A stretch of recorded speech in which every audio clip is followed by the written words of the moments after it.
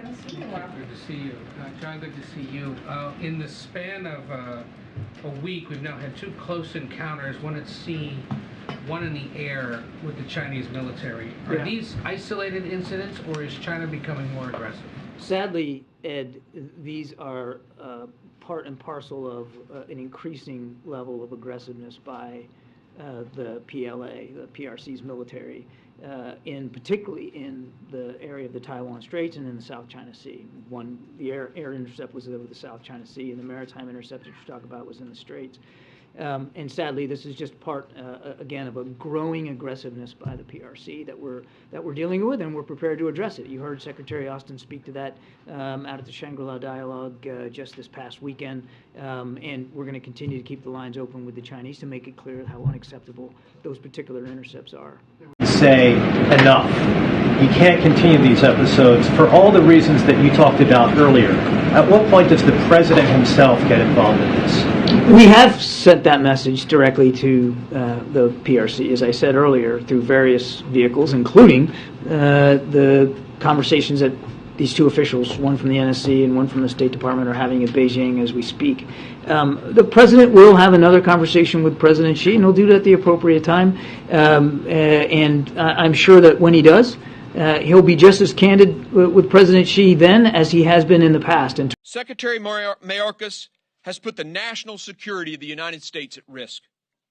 Terrorists, suspected terrorists, and enemies of our nation have flooded across our borders. We've previously reported the numbers for the terrorists and the terrorist watch list. But I want to break a little news today. You thought the Chinese spy balloon was bad. This chart here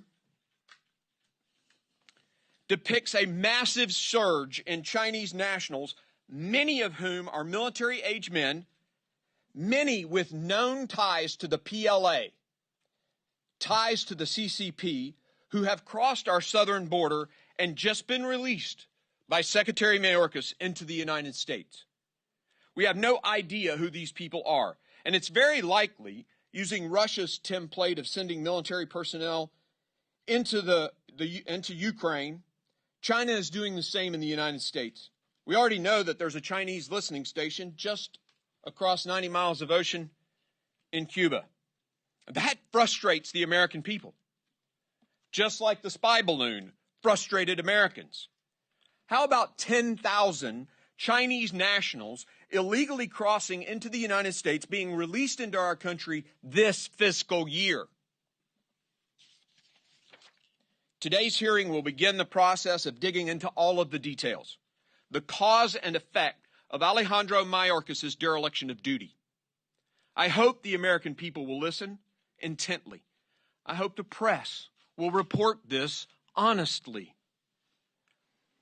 I hope the President of the United States, the Commander-in-Chief charged with the security and protection of this country, will listen. He can't possibly know of all of these failures of Mayorkas and have not fired him already.